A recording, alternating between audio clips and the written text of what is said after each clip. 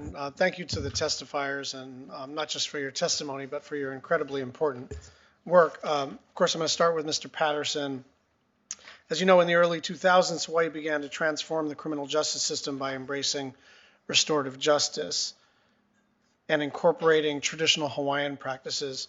How did this shift improve the juvenile justice system in the state to reduce recidivism among Native Hawaiians?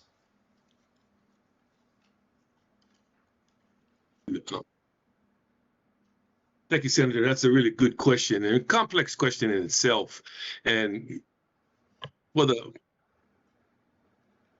everyone who's present, you have to understand that, Native Hawaiian,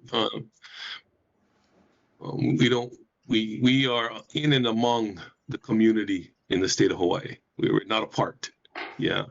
And so, though we are the highest in the criminal justice system, there came a point from the perspective of our family court where the judges took the leadership and basically said, we are no longer going to put children in prison. We're not going to put children in prison. And so once the judges made that announcement, they needed to figure out how they were going to do that. And so that's when the Office of Youth Service stepped up and began to create the collaborative leadership that needed to bring state agencies together with their community service providers and start looking at things that they wanted to see that included trauma-informed care, restorative justice methods, and cultural programming. A lot of that was already going on among the community organizations.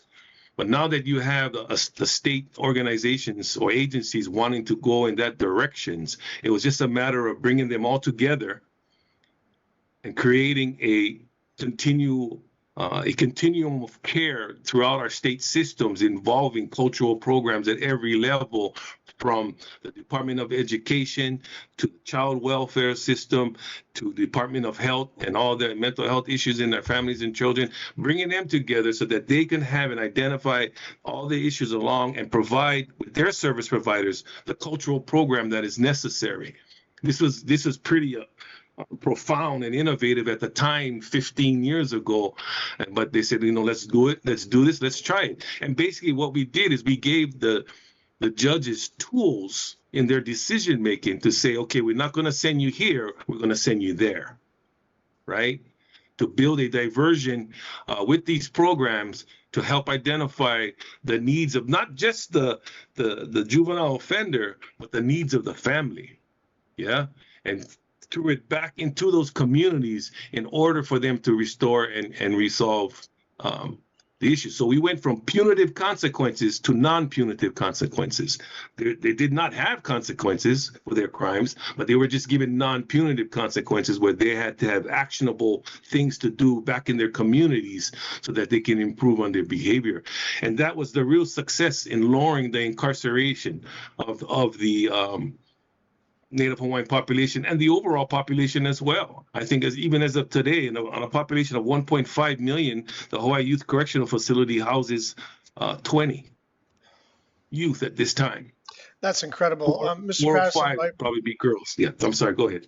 No, the final question I have for you is just if you could talk to me about how the specialty courts, including women and girls courts, have sort of been essential to getting these good outcomes. It seems to me that without these specialty courts, it would be a little more difficult to deal with these things as a kind of public health problem, as a family and a community problem, and not, narrowly as a criminal justice question. Just talk to me about the roles of those specialty courts. The most successful of our specialty courts, of course, family court as a whole. And within family court, you have another court that has grown nationally, given national attention. This is our girls' court. Yeah, they've demonstrated that we can create specialized, culturally grounded courts designed specifically for justice-involved girls and runaway youth. We can keep Native kids out of incarceration entirely. These programs work because they are built on 3 core principles. Yeah, culture is central. Yeah, when young people reconnect to identity, language, place, and community, they stabilize. Culture becomes the protective factor that keeps them safe.